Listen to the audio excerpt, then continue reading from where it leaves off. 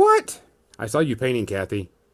I was dusting. You were I have this dusting. old thing, it's like supposed to be a metal statue, with a patina, although I'm holding it too close to the camera. Um, you can't really see it in this light too well because I don't have any light right now. Just this one little light. Oh, my camera's a little off center. Hi, guys. Welcome back. We are on episode 26. Eight. John? 28! 28, Episode folks. 28. Thanks I for checked sticking before with the us. pre-ramble. And today we're going to talk about actually two things that affect all of us, at least in our perspective and our grade. We're going to talk about Kickstarters. We're going to talk about one Kickstarter specifically, and we're going to talk about a Kickstarter that's coming up. And today we are definitely going to be doing our spoiler review of The Last Jedi. Yeah. It We're may gonna take have a lot of media section, so yeah, we may may go a little long in that. we may go a little long, and we may only get through The Last Jedi. Yeah, So fair. yeah, so be prepared for that. Other than that, guys, make sure you go and check out our Facebook page, check out our Patreon, find everything. Of course, look for us. If you're going to Adepticon, myself and Kathy will be there. Find us. You know what? We may have some giveaways to give away there, Kathy. Yep. Giveaways. So find us. We may have one of our channels or one of our things have a secret password, and you have to say it to us. Maybe I'll Kathy and I'll get on that. Make sure to check out our Patreon. We have some really cool stuff coming out for our people that are doing everything. We got a lot of stuff coming. And we got one thing. Hopefully we'll get some more. We're on process, and we can't wait to see what's going to happen. And check out our other free podcasts too. I do Movie Emergency every once in a while when I see a movie so singularly impressive that I need to talk about it right away, and I can't wait for a cast or anything. Yeah. Last time it was Transformers Last Night. Yay. That was an emergency? That was an Talking about it afterwards, that was an emergency. Yes. Oh, because it all occurred to me when I watched White House Down. I'm like, this movie's. I need to talk about this movie right now. I can't wait. The anger will fade. You have to share your thoughts and feelings. I understand. Yes. Also, Therapy don't forget emergency. Kathy's OSL tutorial is coming up this month. Which Yes, object source lighting. So you've got that torch. Let's make it look like the light is reflecting off of the face. So we'll get that. Which I will probably be doing probably some painting on Friday, maybe. Or at least working on models. I got a huge amount of Kings of War stuff to put together, so I can start playing. So that's going to be a lot of stuff. Let me know. We can do, Kings of War is the Mantic Cat- one, right? Yes, Kathy and Gonzo painting live. Yeah, Kings Just of making War sure. is the Warhammer Fantasy one. Just making sure, because Wrath of Kings is the one that my local store just put everything on the discount rack. Yeah, there seems to be a big thing that Cool Mini are not maybe getting rid of that. Oh, I was thinking that's the Cool Mini or Nat game. Mhm. Yeah. Yeah, so Yeah, there's that. I'm not a big fan of Cool Mini or not. So let's go and get our They drink do a lot of going. good stuff for the community, though. But yeah, drinks. Let's get drinks. Let's get drinks so we Moving get on right topic. along, All right, Kathy, what you got today? I have coffee as Mhm. always, and I have a gin and tonic, which is a classic, a timeless classic. John, what you got? Well, I finished the Sprite and apple whiskey, so now I have a screwdriver and a very large Mission Barbecue cup. I am going through the rest of my vanilla porter. So I think I've only got one or two bottles of that left, and then I have some experimental bottles. But that may be for another time. I love the grab packs of beer sometimes. Like, Yes. I've got two of the one I want, and then a bunch of random ones to try. Oh yeah, It's usually pretty cool. oh yeah. So I'm glad everybody's here. Glad everybody's safe. Cheers. Cheers. Slancha. All right. I'm gonna get the camera ready. So Camera. I can stream me doing my Blood Bowl stuff. I'm gonna try to paint one model while we're doing this. So One model, one complete model. Good luck. I get a decent amount. So you can see a bunch of fly around camera. Fly around camera. Honestly, if you got the base coats and everything, and then just had to wash it and do touch-ups and highlights later, Yep. that'd be significant too. I did that one night back in the day for our Necromunda campaign where we had to have everything painted. So I'm like, all right, this rat skin. Yeah. For a while, the GW Battle Bunker was all painted, or you can't play it. So. Oh, I remember hearing about that. Dark times indeed it was. It was. That was a perfect example of how to alienate your customers. Like, and they would come to the back and be like, no, take those models off the table. Yeah, they'd walk back up front and we'd put the models back on the table. John, can you also pay attention on the Facebook side for me?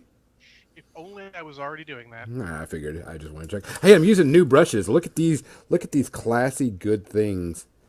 Ooh. I bought them all for like $3. That's the way to go. I like cheap brushes. I mean, I like good brushes too, but I'd like more cheap than good. I like cheap brushes, and I cannot lie. You other brothers can't. Ooh, my camera's messed up. It's my look at that, super cheap, less than $1. It's got a pretty good point still. Yeah, it does. This is the one I use for all of my my clear coat. I like the Army Painter Anti-Shine. That's the clear coat that I brush on to everything. If it's not something big that I spray with Tester's Dull Coat. So yeah, Army Painter Anti-Shine. That is my go-to varnish, and that is the brush that I use for it, and the only brush that I use for it. These are the brushes I have on my table. You'll notice it's a lot of dry brushes that are old. You'll notice these are red-handled GW brushes. Those are old as fuck. This is my cup of stuff. Mostly brushes. As you can see, there's the scissors. I have a tweezers for attaching grass tufts to bases. Oh yeah, I got tweezers for that. Yeah, mostly they're like really... I like the synthetic brushes. They're less expensive, and they're easier to clean the paint out of the ferrule when it inevitably gets dried up there, causing the bristles to go like this. So you can clean those with rubbing alcohol. If you have real hair brushes, your fancy sables, your Winsor Newton Series 7, or your Rosemary and Company, or your Broken Toad sable brushes, do not use rubbing alcohol for those. You will ruin them. But for the synthetic brushes, very easy to clean. I actually have the actual setup with the thing where you hook the brushes in and it rests in the whatever the solution is, and I've got the solution. That's all downstairs. I don't have all my painting stuff up here. I've just been doing. Yeah, I don't have that. All right. For anyone following my hobby streak, did a lot of bases for 40K stuff. So, well, this is my favorite. This is a Army Painter, character brush, and it still holds a point. And I haven't bought brushes in a while. So I still use my. Oh, you'll recognize this, John. Uh-oh. It's my. Hey, let's go and get started with the Kickstarter conversation. My Games Workshop dry brush. Those dry brushes. Damn it, Gonzo, we're talking about brushes. Yeah, it's an important hobby discussion. Yeah, come on, man. Yeah, well, we need to get, because this is going to be a pretty hot button for a bunch of people. Tell us about your horrifying Kickstarter experience, Gonzo. I spent $160, and I spent like the least amount of like everybody I know, and I didn't receive the product I ordered at all. Did you get anything? I got Wave 1. But let's talk about Kickstarter just period. Before we start there, let me trump you. I haven't received anything. You still haven't received anything? Everything's Wave 2. Oh, everything you ordered was Wave 2? Yeah. We'll talk about the rest of that later. So, Kickstarter. Uh-huh. I've actually participated in a few Kickstarters, not just the Robotech one. I have 2. In fact, I'm actually going to go because I sometimes forget how many I've done. I figure we're going to talk about this. So let's bring it up on Kickstarter. I'm going to dry brush pig iron on this first. But go ahead. Kickstarter is a good website that you guys should check out from time to time. Start, just start checking out. I mean, there's good stuff. You never know when you find something really cool. I mean, like in advance of Star Wars Legion coming out, there was some good terrain that looked like Endor on there. So let's see. Let's count 2, 4, 6, 8, 10. I've backed 12 Kickstarters. Wow, Holy smokes! that's a lot of Kickstarters. And I'm checking off now which ones I've received and which ones I haven't. I only skipped one thing so far. I have backed a couple of things, and I've received everything except for two. I had this one guy that was doing his Kickstarter for a little game on platforms, and to get the entire game on pretty much any platform you wanted, it was $35. So $35, yeah. Go. I'm not worried about that.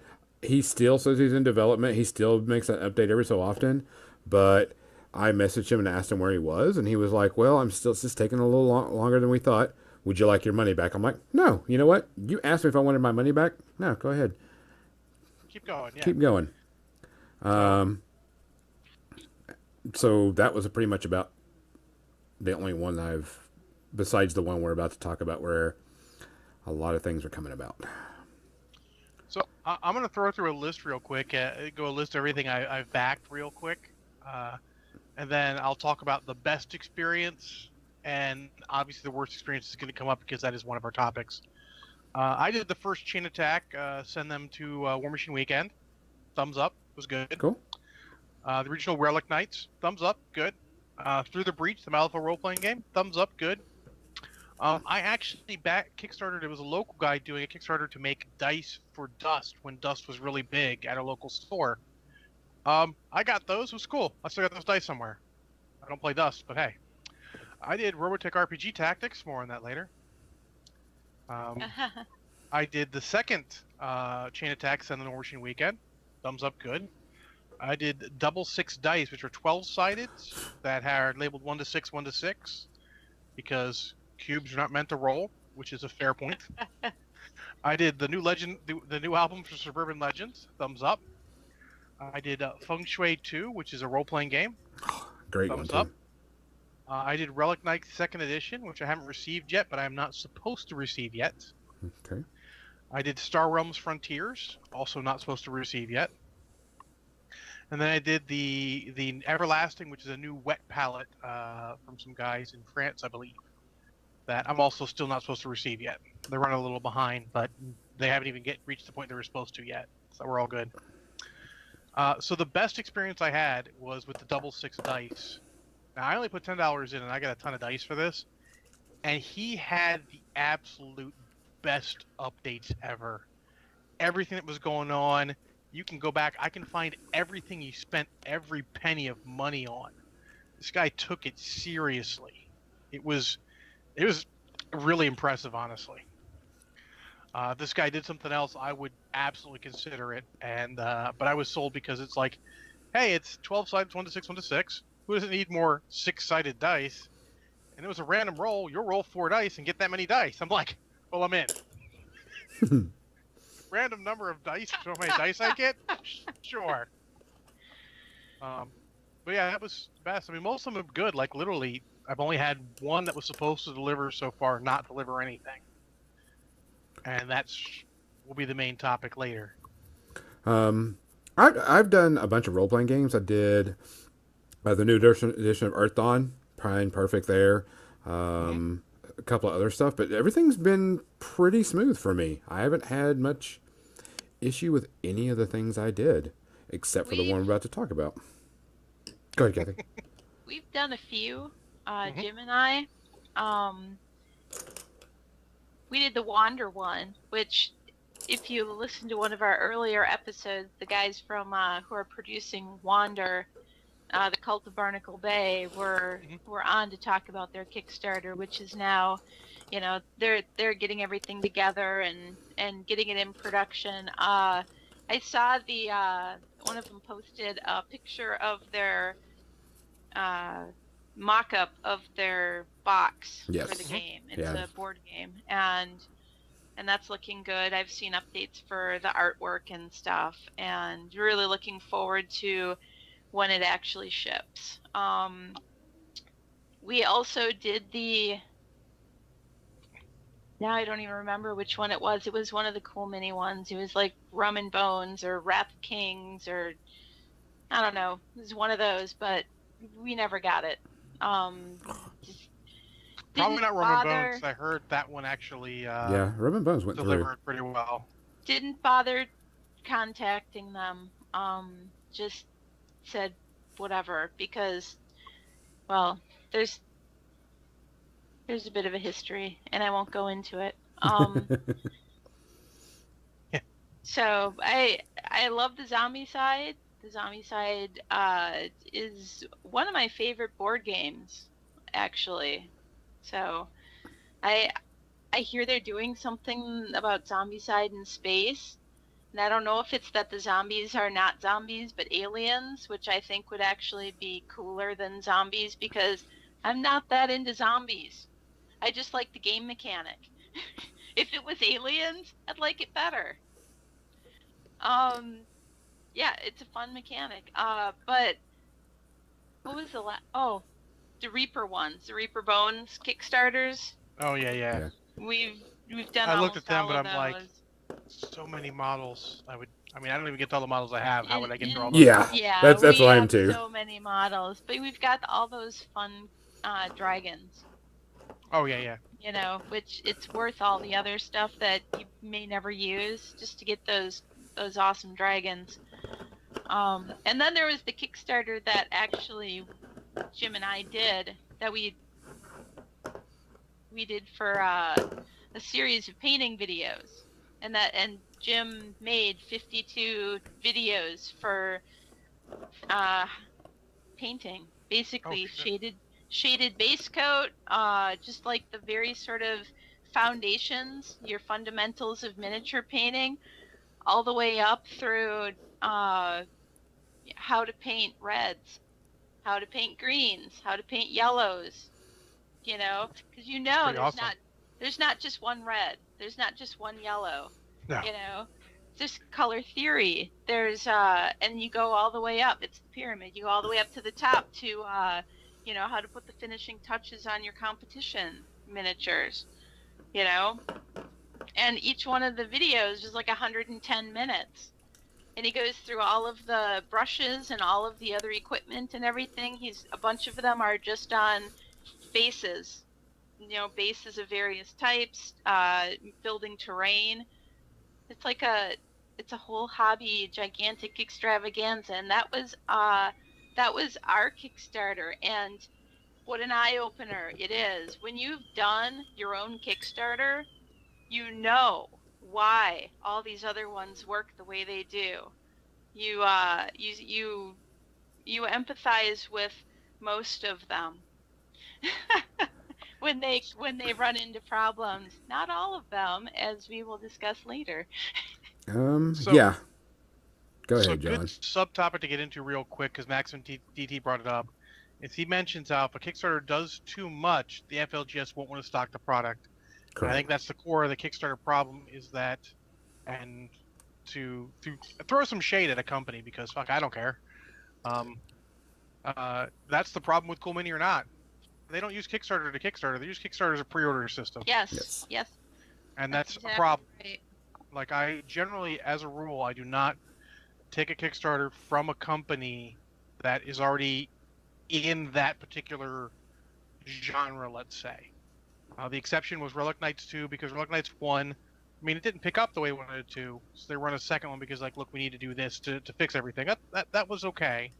They spelled out their ideas properly, and they were also the first Kickstarter to really show, like, everyone who Kickstarters learned from their Kickstarter, because they just gave away too much shit. Yeah. Like, there was no store that wanted to stock their stuff because there's just too much shit that they gave away. Yeah, you got too much free stuff. Yeah. Which is a problem, so.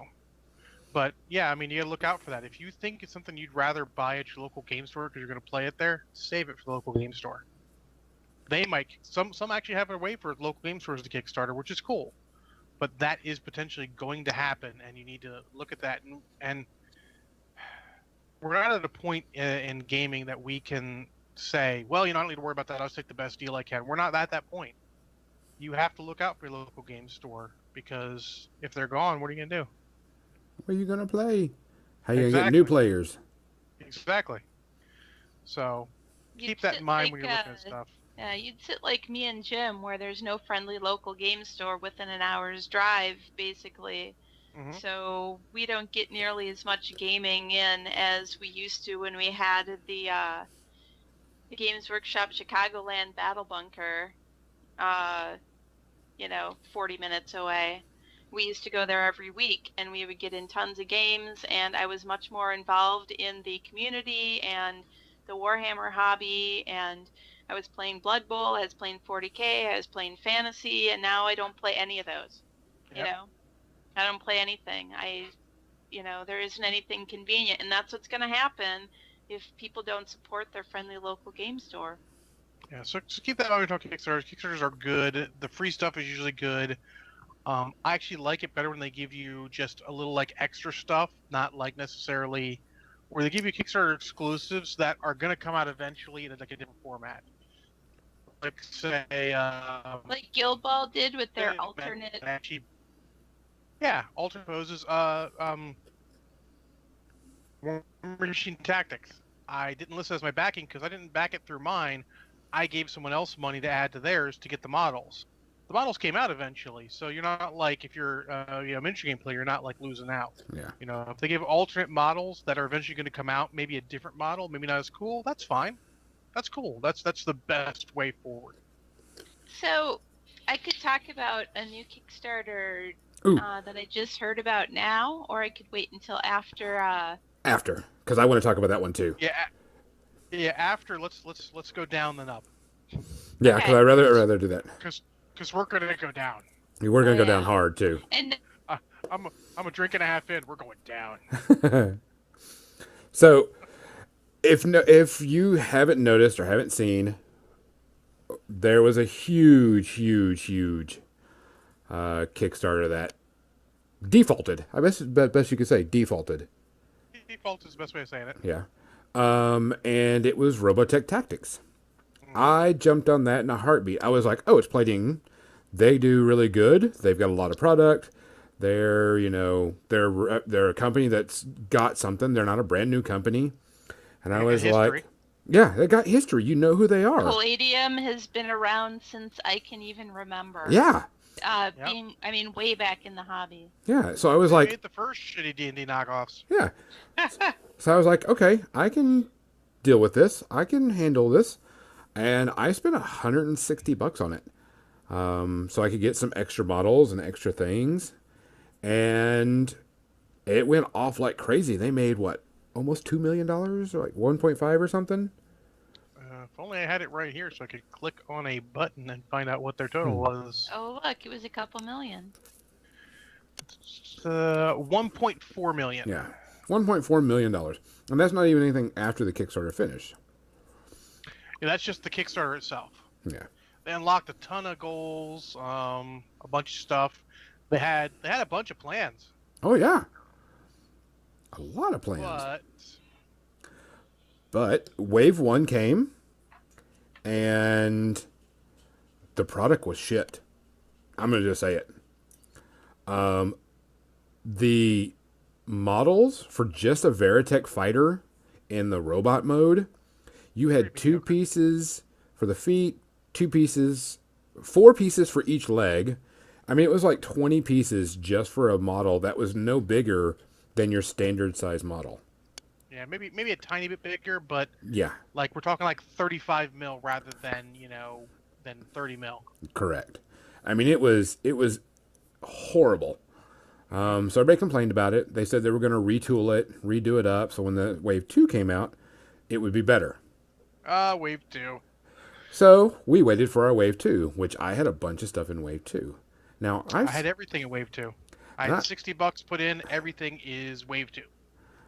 And I knew people that put in $1,000 because they were huge. Yeah, that were huge Robotech fans. Now, the biggest warning sign should have been the fact that I am one of the hugest Robotech fans. I didn't even get the core game. You didn't get the core game? I will send you Now, my core I game. love. No, you don't need to. It's okay. I will send it to you. So Ninja Division and Palladium worked this together, and I knew Ninja Division from Relic Knights. It gave me a tiny bit of pause because they did bite off more than they could chew with Relic Knights, though they delivered complete. No complaints. It took a while, and I understood that. They were very upfront about it when they finally realized the reality of what they did. And I know John Katishi. I used to work with him at Games Workshop. He's a good dude. And they tried to deliver. They delivered complete, but the problem was when they were doing the game, I looked at them like, this isn't the game I want to play. This is like the beta. This is the alpha of a game I want to play. But that was like pretty much their final rules. And I think, and I'm going to say this straight up because Palladium's games have been around for a long time. I don't have any particular hatred for them, but Kevin Ciambata of Palladium Games thinks his shit don't stink. Yeah. That's why his games have had no major change in the 30 years they've been around. So they're resting on their laurels. He thinks his game is good. His Rifts license, the Rifts product or line is he can print money with Rifts for role playing.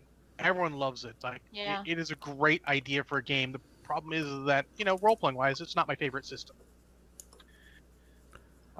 So they did Robotech. I was a little hesitant because I also knew because my buddy who's worked Games Workshop with Jeff was a big Palladium Books fan. He bought a bunch of games, and I know Palladium's books had been like no hatred to Kevin Ciambata. Like I said, someone in his company fucked him hard. Someone embezzled money. Like it was a big problem. They had to do a lot to get out of that problem. So fair play for him landing on his feet and keeping going. But it gave me a little pause again, which is why I didn't put a lot into it. And then you start hearing the backer updates. I mean, I'm a backer, so I get all the updates, and yikes! It was a lot of nothing for a while, and then they got this new guy, and then he just stopped posting. Yeah. They were like, we're working on it. Wave 2, we got to retool a couple of things. Shipping has become an issue, so we got to redo shipping. There's like a ton. There's all things we know and understand. I work in shipping. I understand how much it costs to ship things everywhere, and they may have made a gigantic problem with their shipping charges. I notice a lot of Kickstarters do, the early Kickstarters. Yeah. Recent ones, not so much. People who don't ship things, they make often lots and lots of gross miscalculations in their shipping costs, and it'll break you. And I will say this, not that anyone's listening, but if you ever make a Kickstarter and you want a no bullshit assessment for free of what your shipping costs might be, just fucking contact me. I will give you every help I can for free. I've worked in shipping for a while. I have an idea of what it costs to ship stuff to for our Kickstarter. Variety of places. We'd already been shipping stuff worldwide for years, so we had a handle on what the cost would be and estimated that into the overall what we would need. You have to factor that in. You can't just be like, oh, we'll just ship it for free, or we'll add. No, you can't. You have no idea how expensive it's going to be. It's expensive. And if I backed an international Kickstarter and they said I was going to back it, and they said we do not ship outside of our country or outside of continental Europe, I'd be like, fair play. Do you understand how much that costs? I'm not, or you're going to charge me an exorbitant amount. I understand how much it charges, but they didn't do that. I forget what they estimated their new shipping total as, but it was more than they could possibly ever pay right now. Yep. So to get back to the point, they actually recently announced that they're not doing Wave 2. You can trade your Wave 1 in for credit that they will use to ship you Wave 2 stuff in for credit to ship you Wave 1 stuff. But they're not doing Wave 2, basically. Which set off a firestorm because people said, well, then I would rather have my refund. And but they're not offering a refund because they're not offering. It's cheaper for them to... Yeah. It's cheaper for them to ship stuff that they already have sitting in the warehouse than to refund. And honestly, to everyone who has Wave 2 stuff out there, and I love you because you love Robotech, but just let it go. It's not going to happen.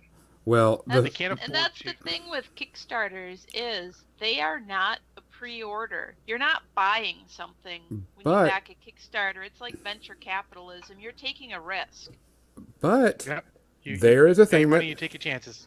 there is a thing because I looked it up and I was checking it out because there is a possibly lawsuit coming on them for what they did, which I can't So, guarantee. But let me finish. So I went and looked it up, and there's a Facebook there people about that want to do it.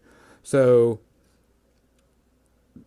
I was looking at the legal thing. Is a creator legally obligated to fulfill the promise of their project? Yes.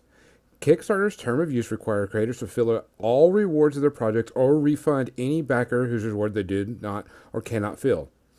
We crafted these terms to create a legal requirement for creators to follow through on their projects and to give backers a recourse if they don't.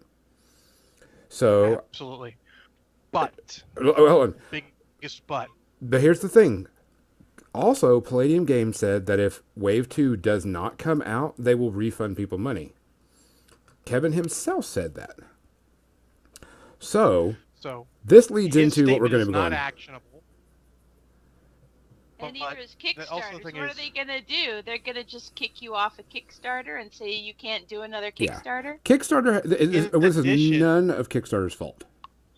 yeah, it's not Kickstarter's fault at all. It's not. Nobody's And blaming them at all. so, yeah.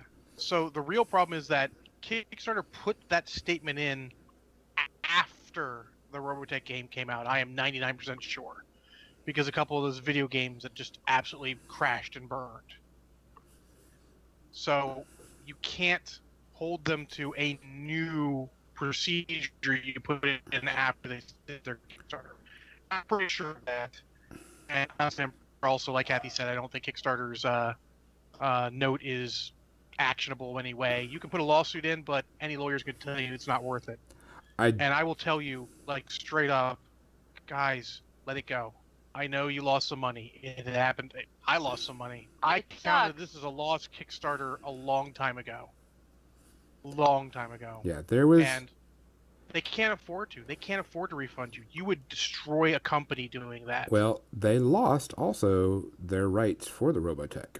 Harmony Gold's taken it back, and they Well, have to get rid of everything before a certain date because they're yep, not allowed to sell it. And that's the other thing that people are kind of like, yep. why did you wait until you almost lost the license to tell us?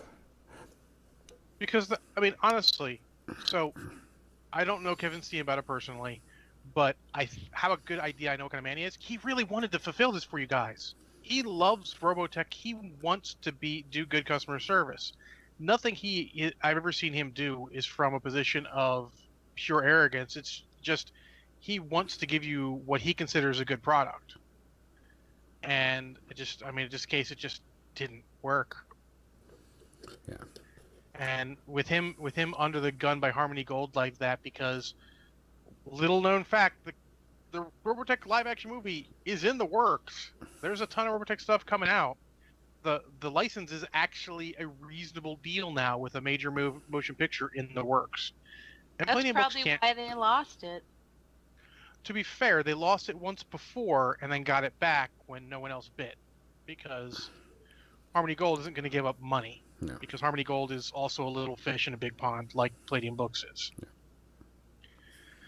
And I mean, I have a lot of love for the whole Robotech series, and even their role-playing game was the best use of their system, I think.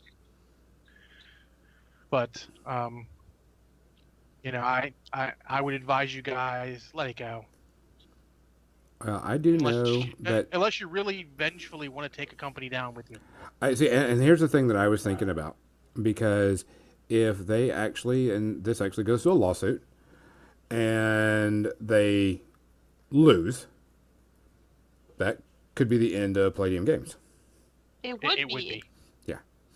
They're not a They huge don't. thing. They're not Walmart. No. They're not It's a even huge worse. company. It would be, and everyone wouldn't get their money back. Yeah. Still. There's no two ways about it. Unless you're really revengeful, and spiteful. It's $60. Like I said, I put my money down. I rolled my dice. I took my chances. I didn't get a good good return. Shit happens. I count that money as lost a long time ago. Yeah. And there's a lot of people that spent. Like I said, I saw people that spent $1,000 Oh plus yeah, absolutely. on this. So this wasn't just buying one model or one board game. This was Oh no buying no a no no. huge amount. Like the $160 I had was a huge amount of models.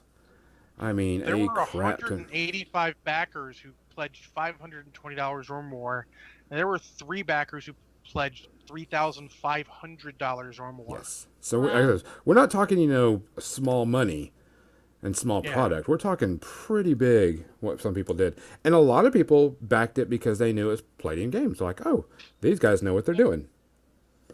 And Ninja Division, it didn't really have a bad reputation from Relic Knights. The rules were actually quite good for Relic Knights, so it wasn't like I played books around for a while, and it just this is a perfect example. Shit happens, and since you're dealing with printers in China, sometimes stuff happens you can't control. Oh, definitely. I What remember happened a on? company going under because China made all of their models off scale. That's no And bueno. that was it. That was the end of the company. Speaking of off scale, actually, the funny thing is Palladium Books actually wanted maybe a year ago. You think, Gonzo? They wanted to change the scale of the entire game. Mm-hmm. They realized when they got to the Infinite Invasion, which is never going to happen now, No. that the scale was completely off because Cyclones are man-sized, slightly more than man-sized, like Space Marine-sized. And they realized that wasn't going to work because everything in that particular Universe. let's say that saga was smaller scaled. Which when you So, have digital sculpts, it's very easy to adjust the scale. It's incredibly easy. Although not after you have your Product. after you have your machine game out, mold yeah. and everything. I mean, that's expensive. And to be fair, their molds were at least in the proper size to play in the BattleTech game. I know a lot of guys who got models to use in BattleTech for the Forgotten mechs. Basically, all the mechs that FASA stole from whoever they could because copyright laws in the 80s were not what they should have been. It's another story for another time, but so I take this as a lesson. This is one of those Kickstarters to be held up, at least in the miniature game theory. Is like you will look at this, you will look at Relic Knights 1, you'll see like these are problems you need to not make when you're doing Kickstarters. Look for these warning signs. Too much free stuff given away, too many promises, maybe overstepping what they can do. And also, no matter what Kickstarter says, sometimes you're just going to lose your money. Yep. I'm Like going the for don't bet what you can't afford to lose. It's venture capitalism at its best right there. Yeah. Yeah. And I have a bunch of feeling. friends who signed that petition. Mm-hmm. So there's a big petition. This is in Kathy's alley, to ban Palladium Books from Adepticon for not fulfilling their promises. And it seems like to me more hateful spite to a company that just can't prevent. But if Adepticon decides to do that, I'll back their play. It's their con; they can decide because it is a con for gamers, and these guys did not fulfill their thing, fulfill what they want, what they promised. But I don't think it's Adepticon's place to do this. I think And I think I didn't even know Palladium Books themselves would be at Adepticon. I hadn't heard that Palladium Books would be at Adepticon. I know there's somebody who runs Robotech, but they're not connected with Palladium Games. They just run it. They're like a fan who runs the tournament. I think Palladium Books is localish. In Chicago? To that, yeah, I'm pretty sure they are. Let's see, Detroit, Michigan. So they're in that area. So. Yeah, I don't remember them having a booth at. Yeah, they don't do miniature games. It's not really their scene. Yeah. I don't remember it either last year, but I remember that petition. No, it's just a fan who runs a tournament because they love Robotech. And they've been around for 37 years, so keep that in mind, guys. Since 1986, I think. 81. '81. No wonder they've been around for as long as I can remember. Because they did the Mechanoid Invasion then, and then the first two games I bought were '83 and '84 with the Palladium Fantasy role playing game and Heroes Unlimited. Oh, I remember Oh my Heroes. god. Yeah. That's a very I have a and feeling of that course on that Wikipedia there's there's going to be a lawsuit brought about this. I know there's going to be some small claim court going on because I already know a few people that are doing some small claims court and started, which they can because that's an easy. You don't have to pay it, for a it lot. it is your right to do so, everyone. Yep. I would suggest you not, but that's me. I'll take my $60. Like I said, unlike most of you guys, I got nothing. Yeah. I just want the cool models that are limited because I might choose and play this game. In fact, Gonzo, to counter your sending me the core box set, would you instead for me to send you Max and Miria's convention exclusive models that I have? No. I sent one to Edifo, one of the old PWMJ fans. I sent one to him because he didn't have it. I'm like, oh sure, cool. I got a second one here. Have it. He signed the petition. I mean, but this is you got to think about what you're doing. I mean, you're going to ruin a company. They can't afford to pay everyone a class action lawsuit. Like some of those guys who did 3,500 might be able to get something if they had enough money in the Wave 2 stuff. Yeah. But I mean, I can't advise you beyond just think about what you're affecting. This is an old standard bearer of miniature gaming with a very good license. Well, which is Riffs. And going on this, even though people, if the lawsuit doesn't come about, I have a feeling that they're going to lose a lot of money, period, because nobody's going to want to buy it. Yeah, there's going to be a lot of customer loss from this because that's the reason why a lot of people backed it. They're role-playing guys. Yeah, because Palladium had a good name. Yeah. They no longer have a good name, unfortunately. No. And that's going to hurt them in the long run. But again, you got to do what your conscience tells you. If your conscience tells you that you got a ton of money in there, you need to, pursue it to the maximum extent of the law, do it. I mean, that's at the end of the day, it's you. You got to live with your decisions. Me, $60 in, whatever. It's lost. I've spent $60 on plenty of stuff I don't use anymore. It is whatever, but I didn't spend the same extent as you guys. But again, also, I'm pretty sure most of you guys who spent a moderate amount of money probably got your money's worth out of the deals they were doing because they had some pretty good deals too. So, I mean, you still can go and. Here's the one thing I have a problem with where they go, okay, whatever your Wave 2 value was, you can get that in Wave 1 stuff. So if you spent $65, you can still get Wave 1 worth of stuff, but you have to pay them for shipping. I was like, nope, I'm not going to give you any more money. They did break down the defense of their shipping, and I understand it, like centers in shipping. It is not an ideal thing. I would have liked to see them try and eat some shipping costs, maybe at least the continental United States people, but it's their choice. They got to do. But let's get off the downer of Kickstarter onto some bright, hopeful upcoming that you two want to talk about. Kathy, go ahead. Yeah. So I discovered today, actually through Beasts of War, I have to say, Confrontation. It's not a bad website. No, Beasts of War has a ton of awesome information. So they posted that there's a game company in France called Saint Detour, and they're doing a Kickstarter for Confrontation Resurrection. Is what it's called. You can find their Facebook page, Confrontation Resurrection. But if you liked all those old Confrontation miniatures that were made in basically lead, and they called it white metal, but really, let's face it, there was lead in there. It was so soft. You try and pin that model to the base, the ankles would break off. So these are going to be in plastic.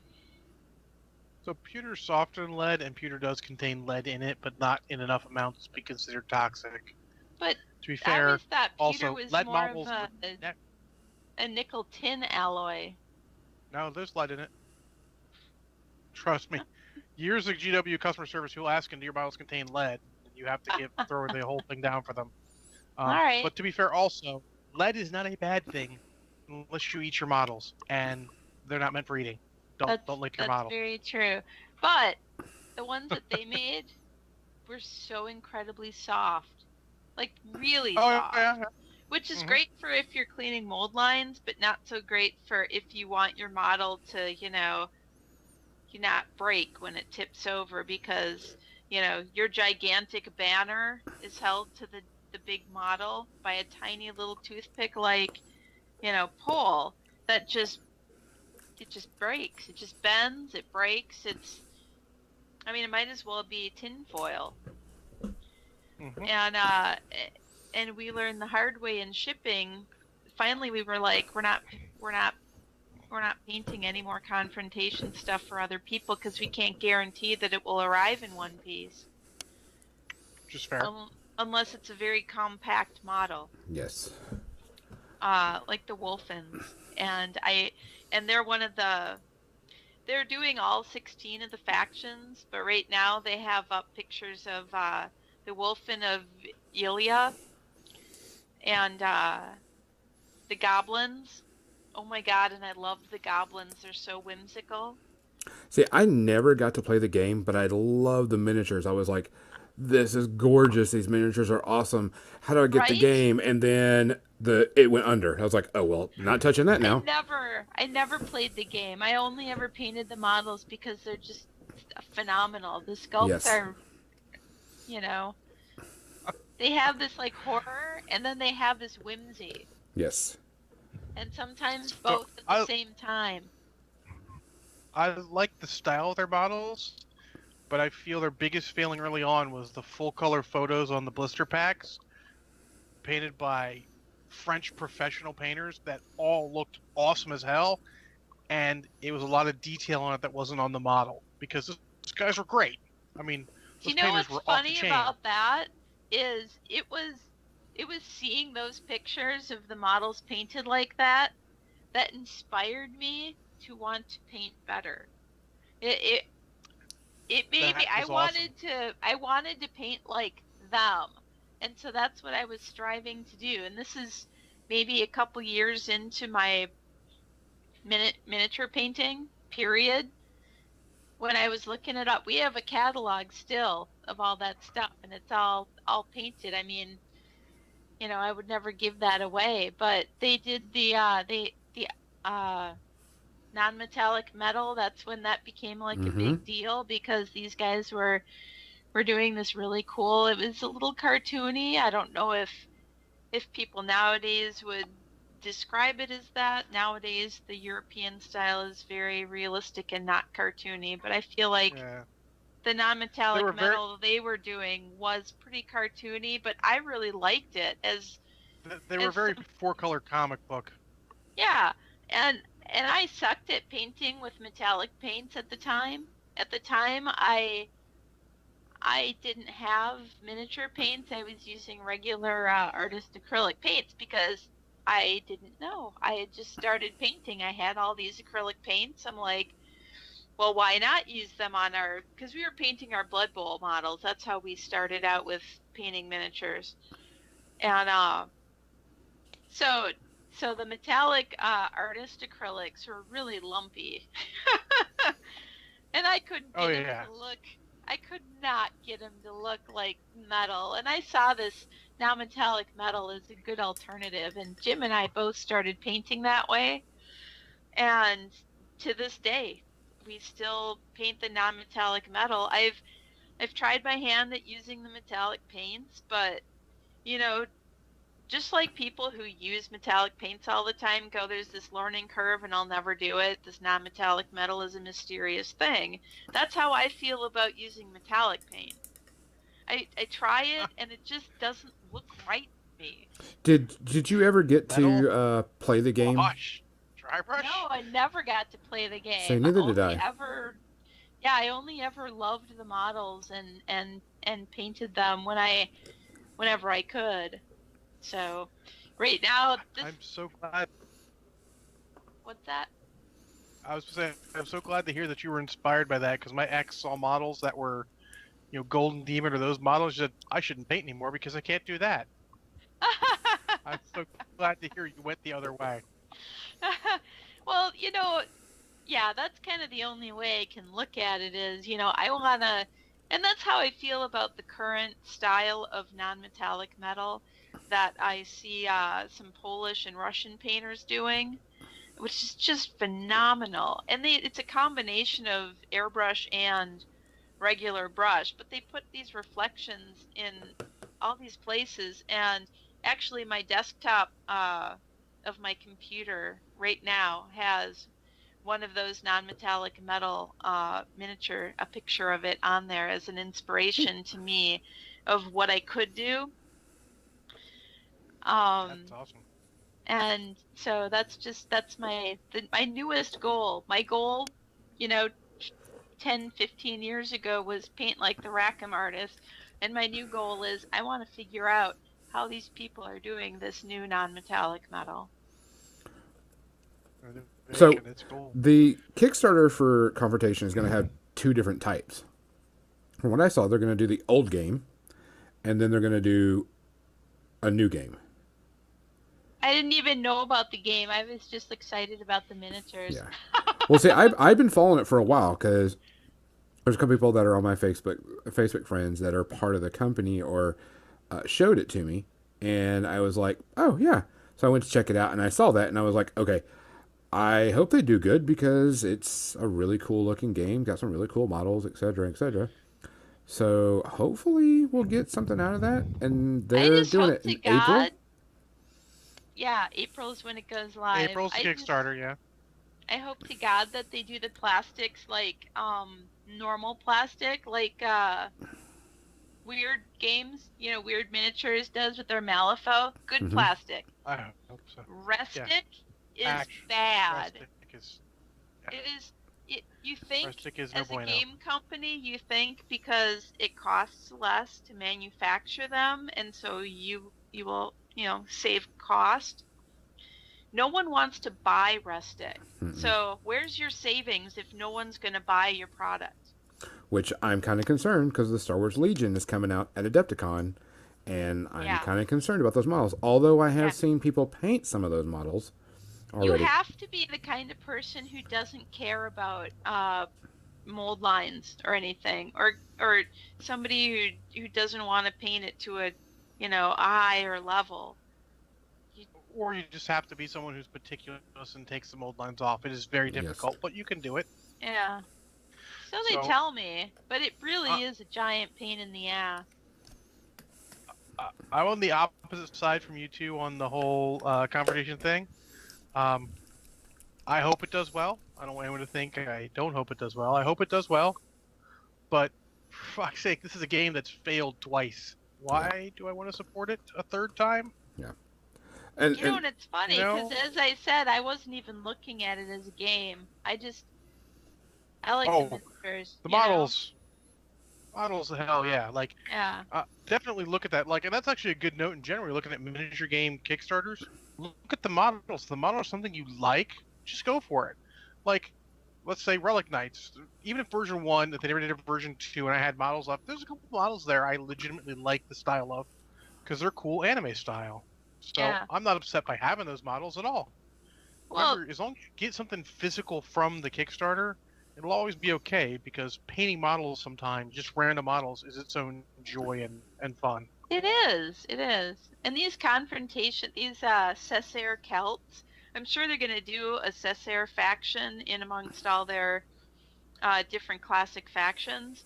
But the ones I'm doing right now that are the metal ones for this guy, he uses them for his role-playing universe, you Mm-hmm. know? So it's Like not, I have a box of models I used in role playing. I bought Lord of the Rings models because they were great in role playing. Like a good role playing game using a ton of models is yeah. awesome, and keep that in mind when you're looking at those things. There was someone mentioned an all Minotaur Kickstarter that I think they'd sent to me also. I didn't back it, of course, because I don't need Minotaurs right now because I'm running a I love superhero game. Minotaurs. And the Minotaur Kickstarter went through fine, and people got their models. That's cool. I think the end is you gotta take a Kickstarter, look at what they're offering, and keep in mind that you may not get everything they're offering. But if they're offering physical stuff, in general, you usually get something. I haven't seen a miniature Kickstarter just absolutely fail yet. The closest would be Robotech, and even then, people who just had Wave 1 stuff had got a ton of Wave 1 stuff and have been able to play the game for a while. And that to may be go the with it, worst. I actually have it, and the game is actually not a bad game. That It was the didn't look problem. like a bad game at all. It just looked like a mediocre game. Yeah. It probably would have done pretty decent if it wasn't for the Kickstarter and they just brought it out by itself. But Yeah. in their defense, Platinum Books is not a miniatures company. The last time they did Correct. miniatures was 1990 something with their Rifts miniatures. It did not sell well. I got a glitter boy Yeah. around here somewhere.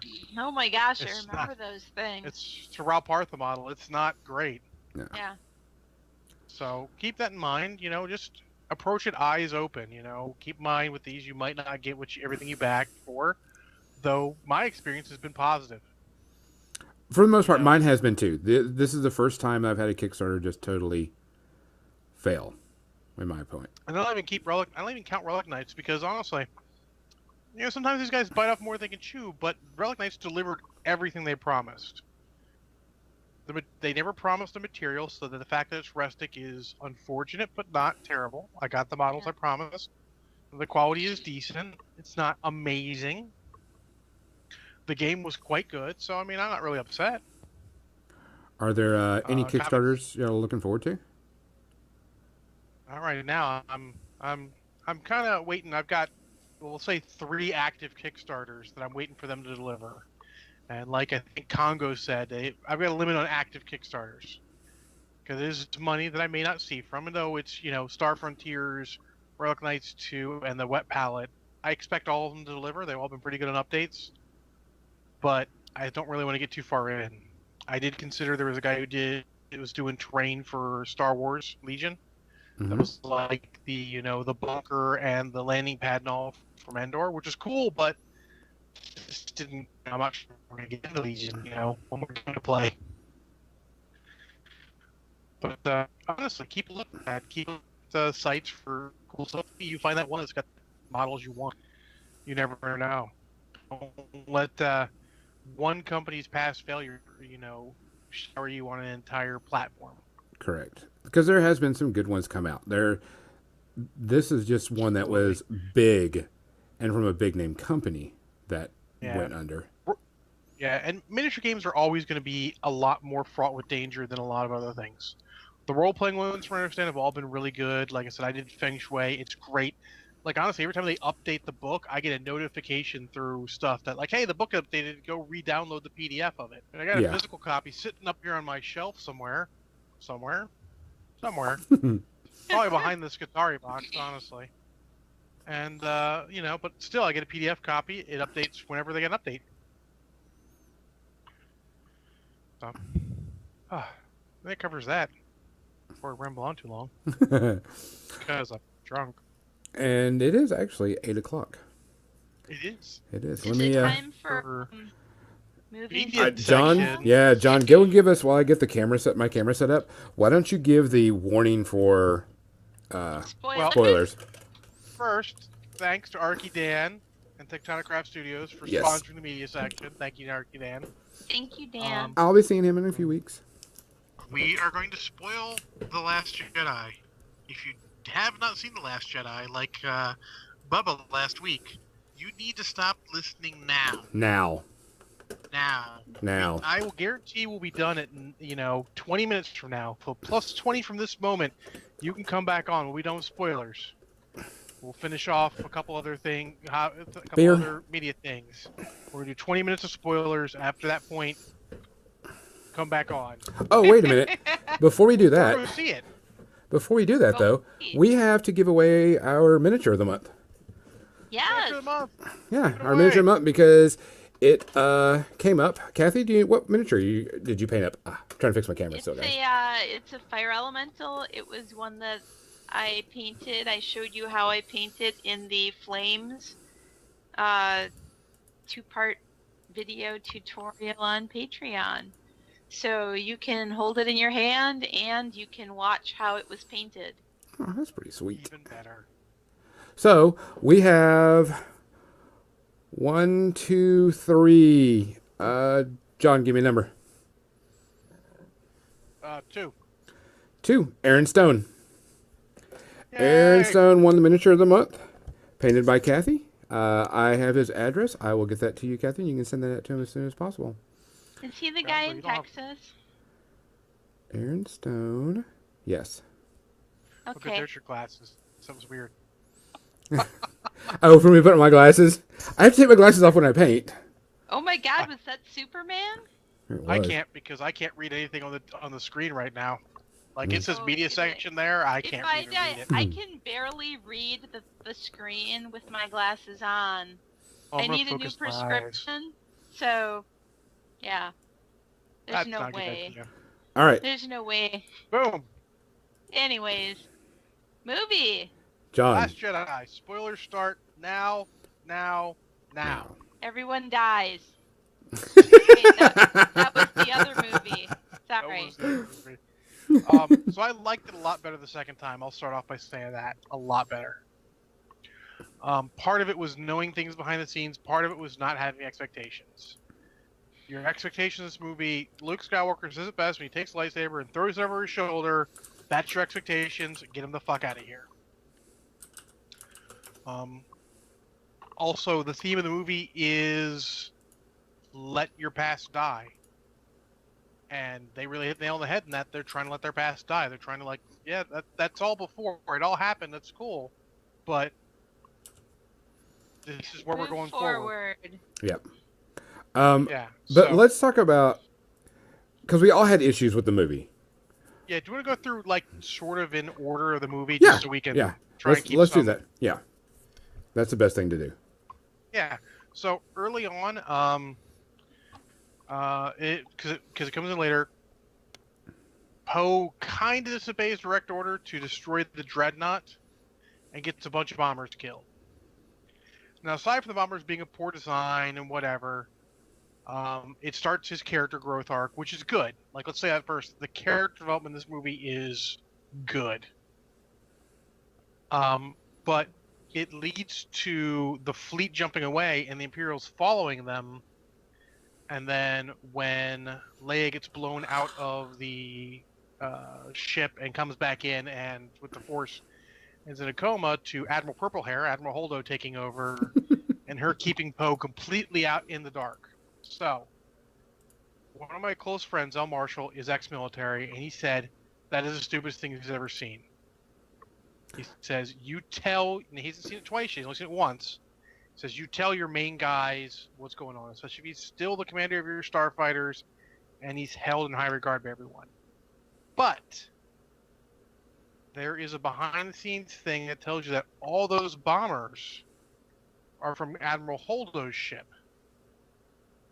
So he just killed a bunch of her people. So that is why she's so pissed off and not giving him the time of day. But fuck, they could have said something. That was the impression I actually got watching it. They should have said something. They said Poe Dameron, Captain, you're the one who just got all my bombers killed, right? One line changes, so it's still stupid, but it's stupid but understandable. Well, okay. Let's talk about the very first scene and Poe talking on the loudspeaker to the Imperial. I can't remember the guy's name. I love that scene. Yeah. That seems funny. I know it's not necessarily great, but I chuckle. It was corny. It was very corny. It was corny. It wasn't what I was expecting for a Star Wars movie. Just out and out corn, but I still laughed. Yeah, it pulled me out of the Star Wars universe. Yeah. is what it It did to didn't me. pull me out, but It almost was more like Marvel Universe. Yes. It felt a lot like boring conversation, anyways. Yes. It didn't need to be there. He could have said, he could have gone, hey guys, we're willing to surrender. We're getting things ready, blah, blah, blah. It could have been better. But we want to make a joke for the bad guy and make him look like a fool. You could have still done that. I thought it would have been better if it wasn't Hux there, if it was some other commander who was blatantly incompetent.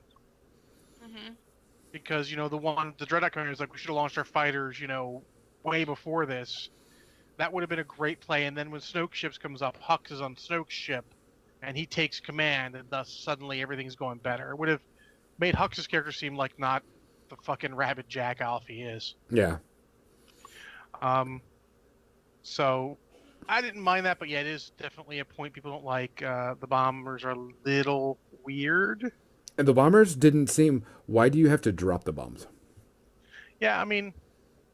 So in space, where there isn't gravity? Yes. I'm not worried about that. I don't care about that. This is Star Wars.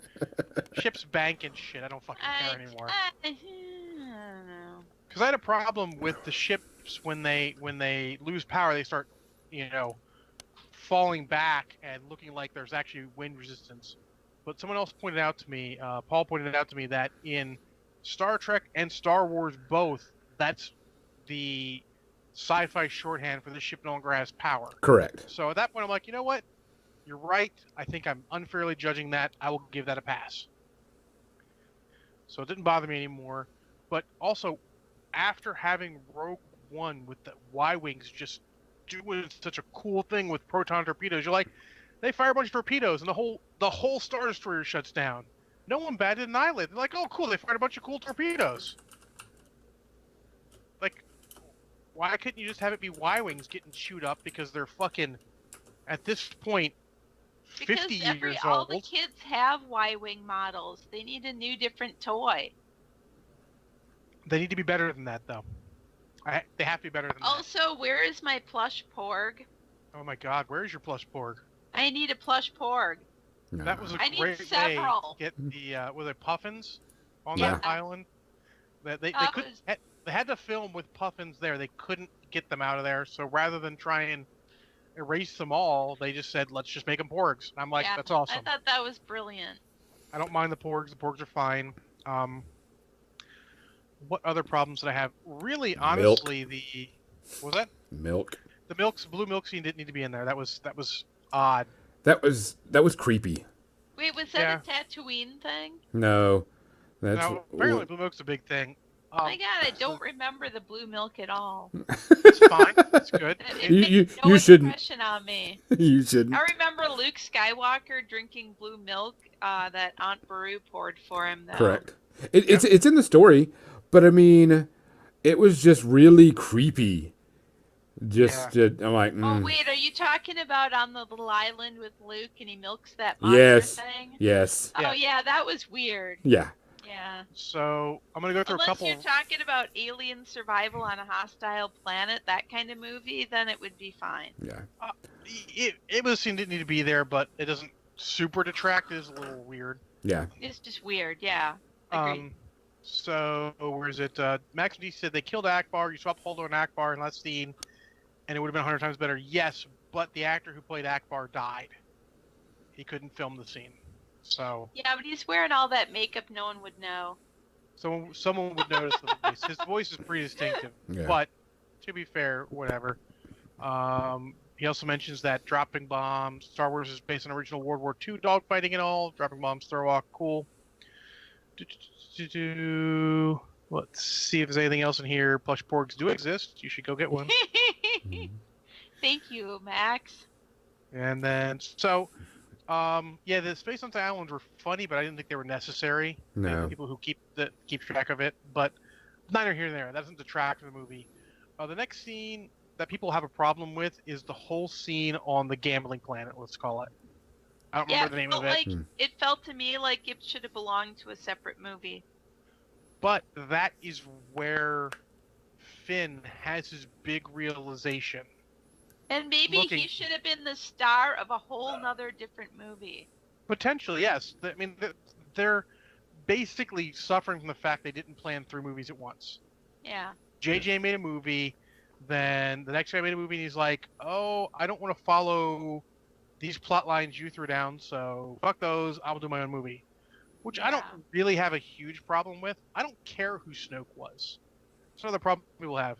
Snoke's Well, not important to the story. It's not Snoke's story. It's Kylo Ren's story because he's a Skywalker. Snoke doesn't matter. Someone's gonna write a book on Snoke. It'll be fine. That's where you get your Snoke. I don't fucking care. what I had a problem with is there was a lot of redundant crap in the gambling scene. There was too much junk. They could have gone to the Yes. planet, found the guy, and say, "Oh no, put this over here," and you got arrested because you did something wrong, and you meet Del Toro's character, and that would have saved. I loved I him. love Del Toro's. I love Del Toro's character. Because what he did in the movie was show that this is war. Money, war is meant. Money feeds a war. And it just he keeps also on shows going. that maybe the average people don't necessarily feel it as much as everyone else, which happens in a war until Correct. they start cracking down. Oh yeah. Until it comes to your backyard, you're like, look, I just want to do my thing and go about my business. And his last line was apparently ad-libbed. It was supposed to be something else, where he says, like, you're wrong, and he looks at him and says, maybe. He ad-libbed that. Apparently the other line was supposed to be different, but, that was a good line. No problem with that. I did have a problem with the fact that the heroes lose, and the heroes lose, and the heroes lose, and the heroes lose, then the heroes run away. This movie's a downer as fuck. Yeah, it is a pretty downer. It's like watching Battlestar Galactica, the reboot.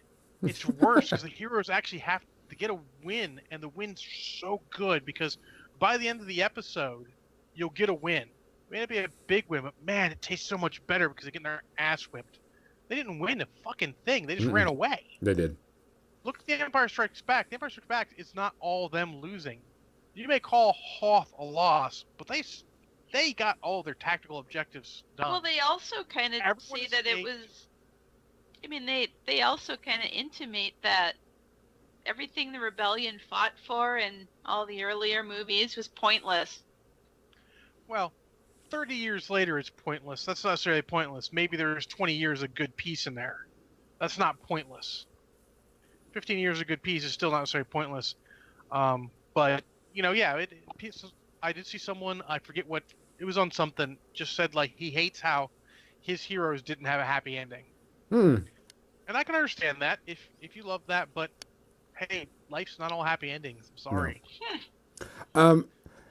There was one of the things that kind of bugged me, and people complained about the Luke scene when he came on the planet. And I caught it right off the bat of what it was.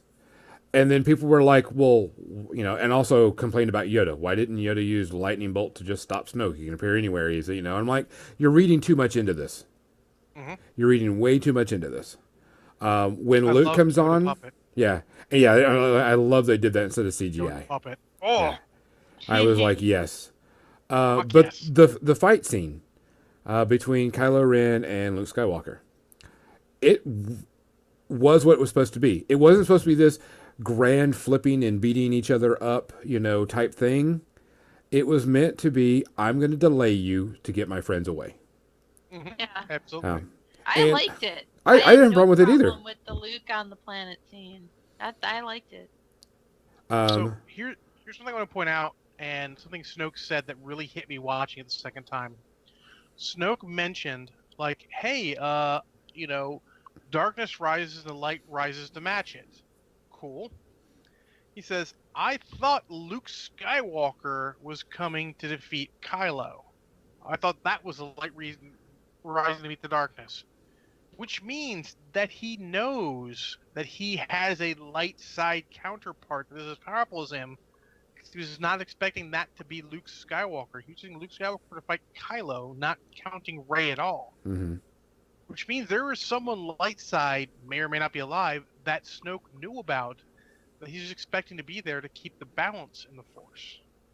Because the Force is always about balance. Since the end of 3, it was been about balance. So that is an interesting point. Maybe they'll follow, maybe they won't. Well, I know a lot of people complained about how Luke passed away, and he went to the Force. He just dissipated and went to the Force. But they were like, my hero can't die that way, and I'm like, Hero can die anyway. this is Star Wars, and It every time is. that's a good person What way is dies, better to die than to just like yeah. to be satisfied with what you're doing and where you're going and just go. Now, the one thing I wish they would have done is whenever he faded away, his hand and forearm clanked on the ground.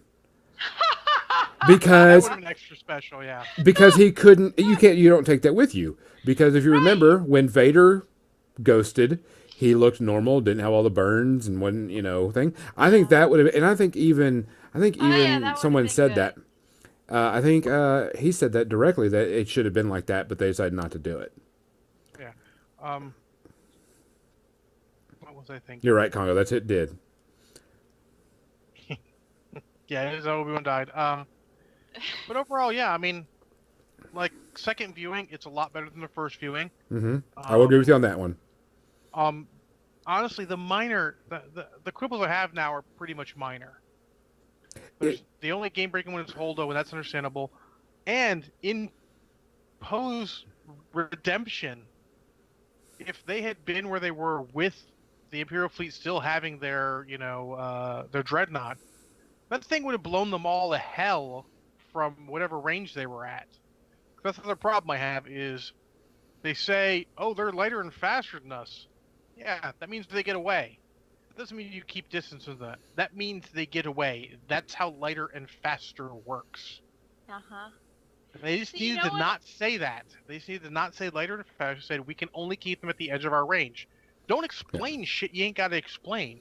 Yeah. Explain the important part. We can only barely keep them at the extent of our range and keep them honest. Cool. That's all I need to know. On beams. Oh wait, that's a different show. Yeah, that's Star Trek. That's not. So. Anyway, so the thing that I liked that,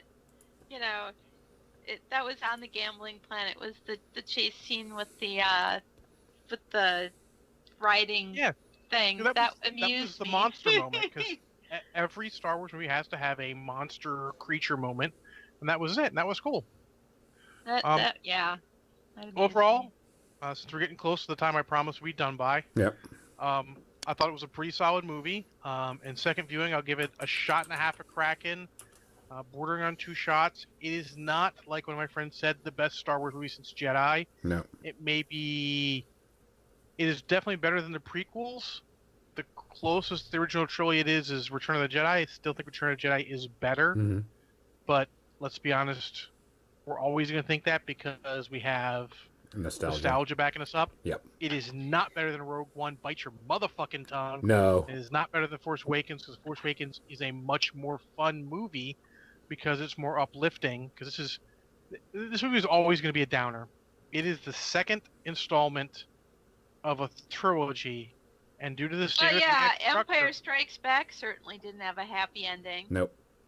Empire Strikes Back is more uplifting than this, which is scary. but no. every second act of a 3-act structure is going to end a little more down. That's just the way a 3-act structure look at the second movie from the Lord of the Rings is that way too. Yeah. But it ended more up because they won at the end. This, they just ran away at the end, and I think that's a fault of the director. They still had a long way to go. But I get what you're saying. Yeah, and I think that was a big thing. I think if they changed the Battle on Krayt to be more in the Rebels' favor and be more hopeful and positive, it would have been better.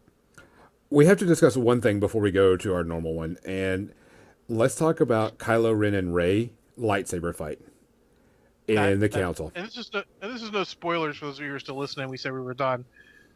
It's awesome. Yes. I love that fight. That fight is great. Yep. It is the second best scene in that movie. Mm-hmm. And the best scene is a spoiler, and like I said, we're supposed to be done with it. You all know what scene that was. Yep. Admiral Holdo's, let's say, her redemption is the best scene in there. But that was a good lightsaber battle scene. I can't wait for the third and see what happens. I'm still hopeful for the third. JJ's coming back. I feel like JJ has a better handle on the adventure of a Star Wars film. Though I am happy to see this director get an actual trilogy himself. I like they're giving directors trilogies to do. Yeah. That is a smart move. Let the director work with somebody, make an entire trilogy, and make it from start to finish, so you're not leaving plot heads or just quickly ending plot threads because you don't want to deal with it. Yeah, the necessary lens for it. That's good. Yeah, no So spoiler let's there. go off on our normal one. John, which one do you want to do with now? Um, let's talk about Jason Statham and Jet Li in an old movie called War. That's on Amazon Prime for free. Saw that. Um, it's a pretty solid movie. It's not super actiony, but the action it has is pretty solid. Um, Jet Li does kill some dogs. That is sad. It is kind of a downer in the movie because I don't like seeing dogs get killed. I don't mind humans getting killed, but dogs, that's not really fair. It does have a good twist, and then ends with a second twist. I was a little disappointed with myself for not seeing the first twist. And guys, if you've seen the movie, you know what it is. But at the point where it hit me, I'm like, oh, that makes fucking sense. Of course, that's a twist. Good job. And then they had a second twist, which I wasn't expecting. Overall, it's decent, but I feel like it could have done better. I feel like it tried to do too much. I feel like focusing on Jet Li's character and Jason Statham's character is too much. I feel like Jet Li should have been more in the background of Jason Statham's character, and his team should have been the focus. I think it would have had more impact. Yeah. And it would have fared better than a 2.5 shot of Kraken action movie. And I have to give 2.5 shots of Kraken because the action is not a lot of action. What's there is good, but it's not enough to really. I'm not gonna say I got bored with the movie, but I definitely was like, get to the fucking monkey. So, Kathy, you got one? I didn't see any movies. I finished season 2 of Broadchurch, finally, and that was. Oh wait, when did that come out? 2015? Doesn't matter. Anyway, so season 2 is done, commencing season 3. It's just another BBC detective show, and of course this one stars David Tennant. Yeah, it's got David Tennant. It's already good. I love David Tennant. So yeah, you can't help but not like it. But the other thing that I saw, which I had never heard of, I was at my friend's house, and she's like, "You got to see this show. It's called Counterpart on Stars." I don't have cable, so the only place I can go to see it is to my friend's house. So I can't Netflix it. It's not on Hulu yet. But it's called Counterpart, and it stars J.K. Simmons, who's the guy who does the Allstate commercials. I think it's Allstate. Yep. It was J. Jonah Jameson and the Good Star. Yeah. Good Spider-Man. Yeah. I think he's an amazing actor, and he does a really good job in this. It's got kind of that feel of Fringe, that kind of there's some really? weird stuff going on. The IMDb description is a UN employee discovers the agency he works for is hiding a gateway to a parallel dimension. Yeah. Nice. That sounds interesting as fuck. But it's So, I mean, I don't think I'd be spoiling anything. In the very first episode, the guy meets his counterpart in the parallel world, and apparently, according to the agents, people don't normally get to do that. They don't normally meet their counterpart ever. But it's this like super secret spy agency, and the guy on this side,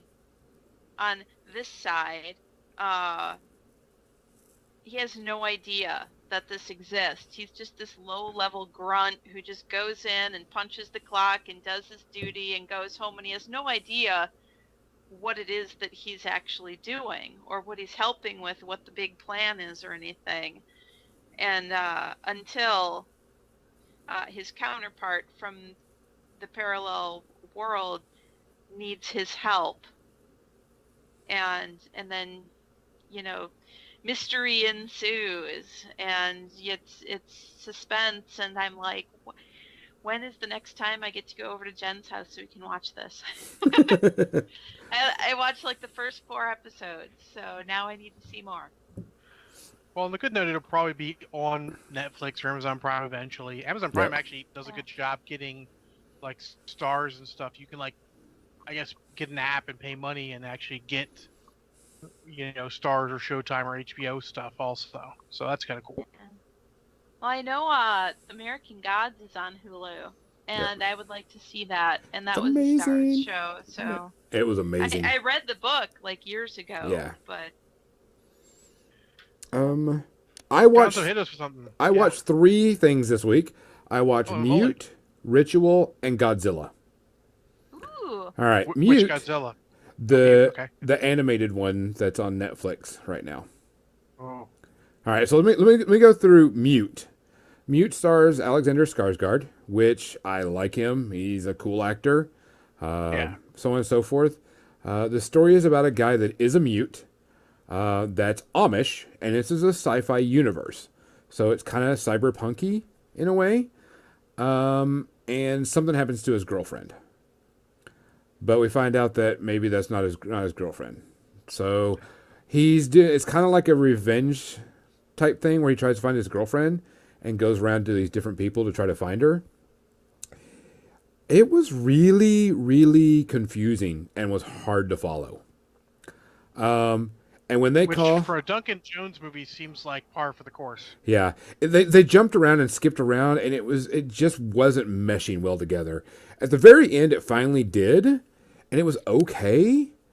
And I wish I was Alexander Skarsgård because I'm sure he got paid a ton of money to say 4 lines during the entire movie. Oh wow. Yeah, he only said like 4 lines. Now, granted, he had to do all the other stuff, but still.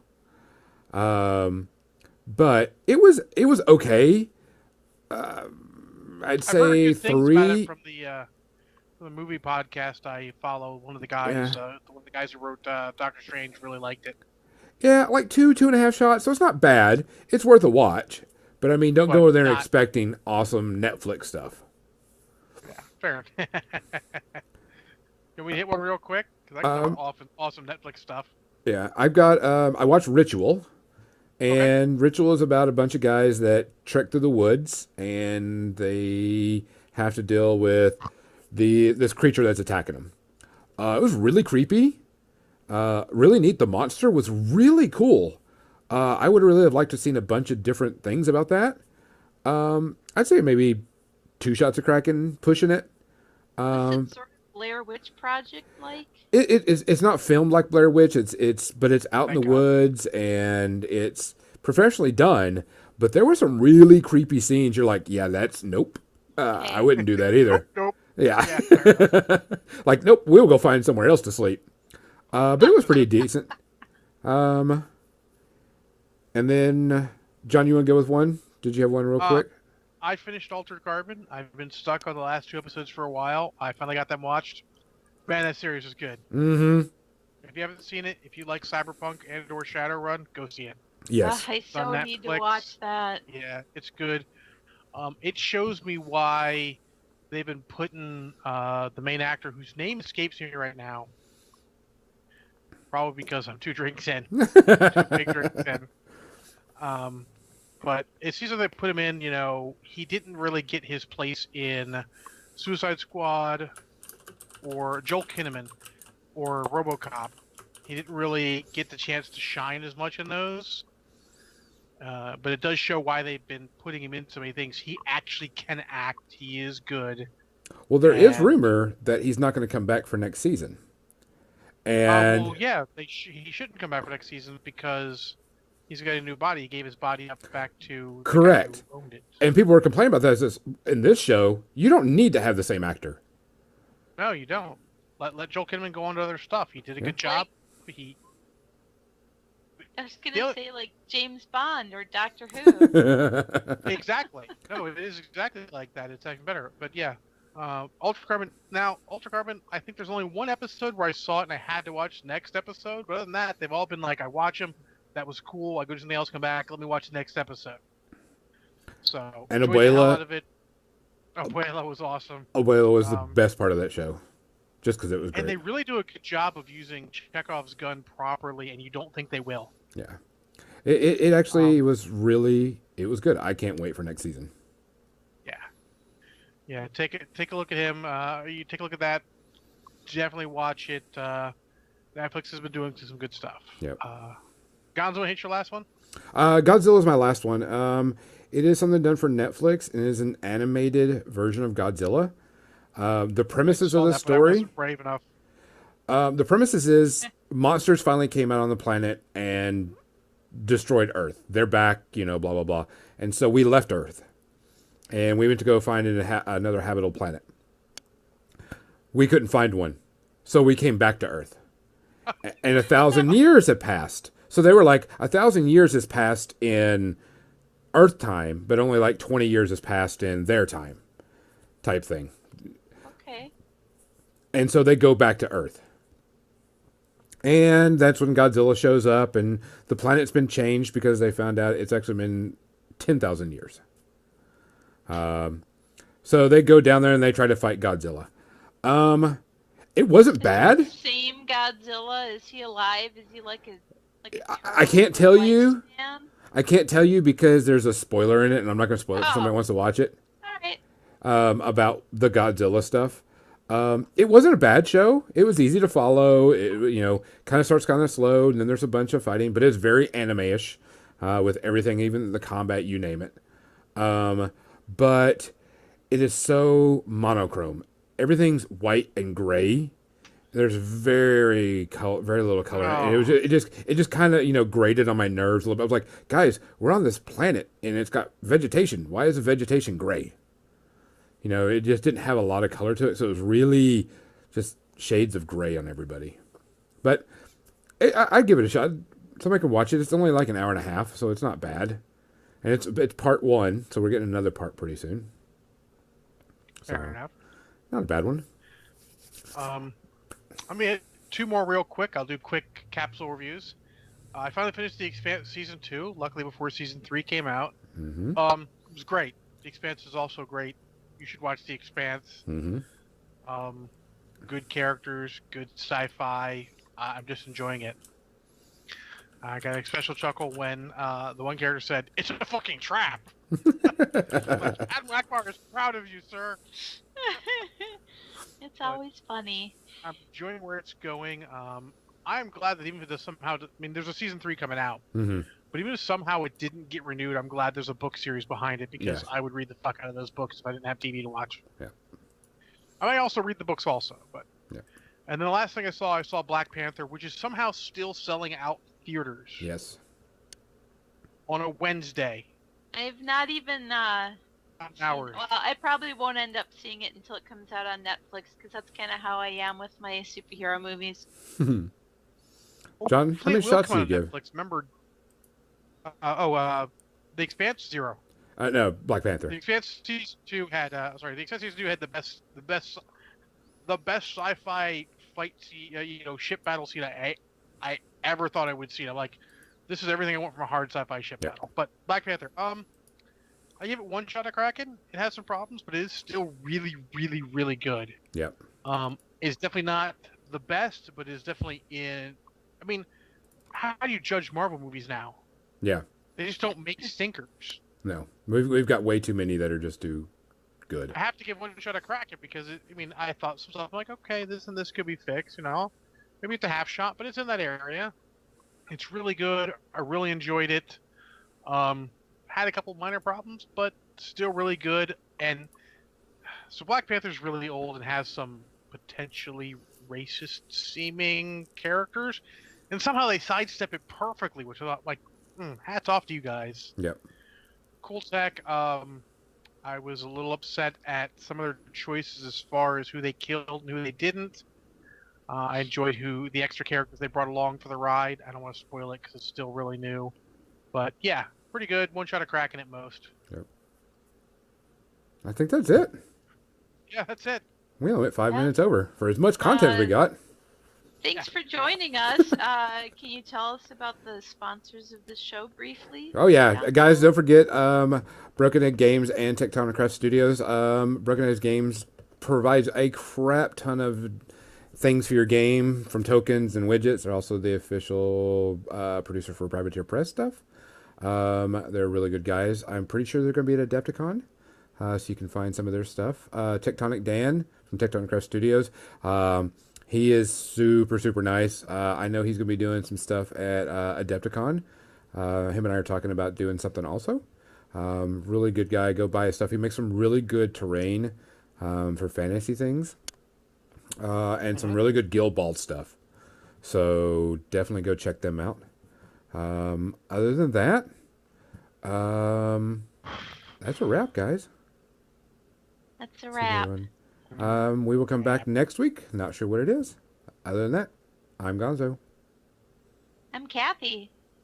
I'm John. Good night, people. Good night. Good night. So you got to pee, John? Real bad? Nope. So we skipped the peeing earlier. I have to pee.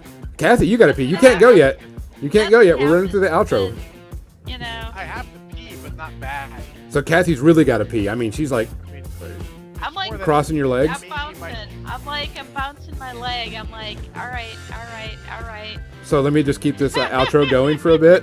I think more mine is my drinks may have been a little stronger than is advisable. Coffee. the thing. But I'm gonna eat before I go to bed, so I'll be okay. But